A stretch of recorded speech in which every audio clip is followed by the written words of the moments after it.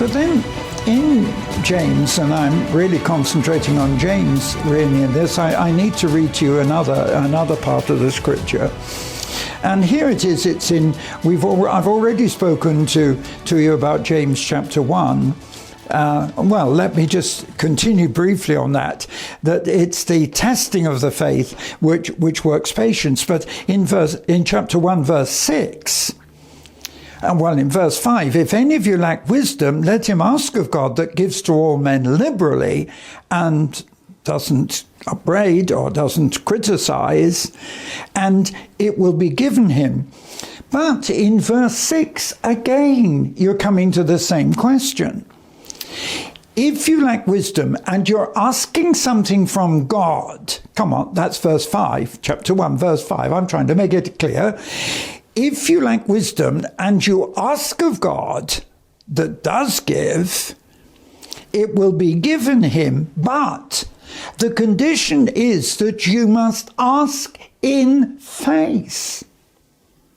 You know, the trouble is that the Orthodox Church, when I say Orthodox, I mean established churches, never make this point that when we come in prayer, it's not just a repetition, not just reading something out of a book or something on paper, but when you're asking God with faith and you don't waver in that faith, oh boy, this is strong, you'll get what you ask.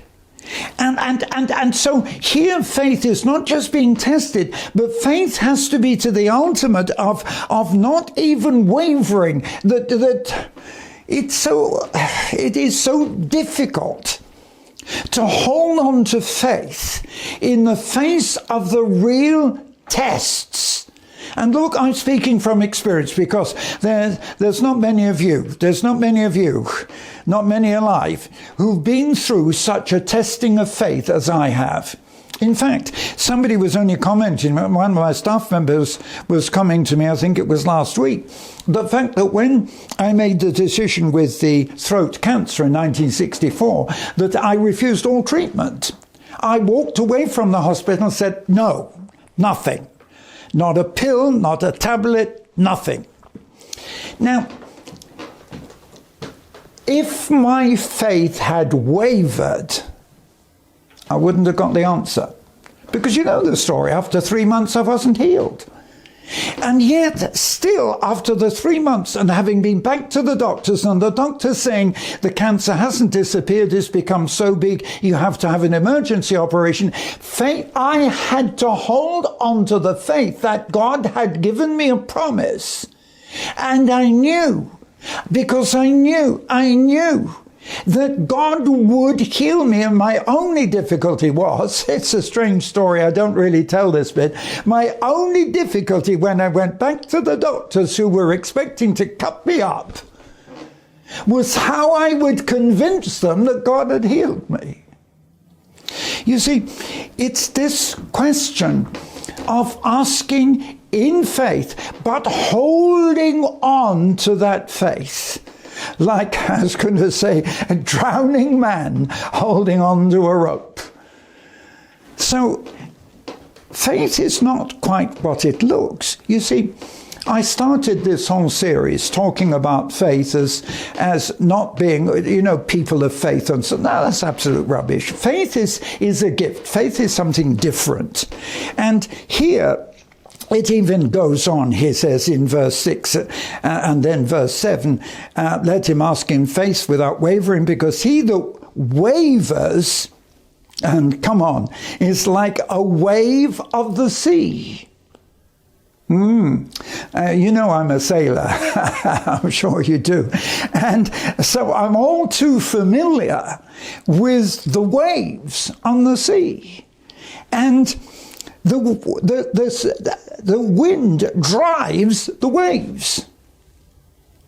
And so what you're facing is this, that it's the wind that drives the waves and tosses them about. And the stronger the wind, the stronger and the bigger the waves. So what James is saying is, your faith must not be like that.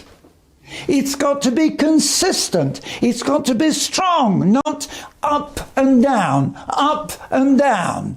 But so many people, so many Christians, they don't get this message. They're one day they're up, another day they're down. It's got to be the consistency, because in verse 7, it's very blunt, James, he says, because let not that man think that he shall receive anything from the Lord. Now, you see, what I'm trying to do is show you how your faith can work. I'm going to end up telling you how you can see miracles, but you've got to understand that it is not that easy.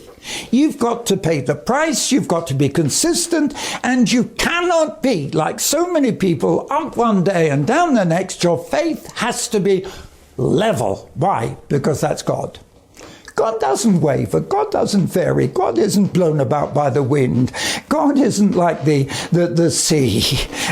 God is consistent and stable. And our faith has to be in that, in the stability, in the consistency of believing and knowing God.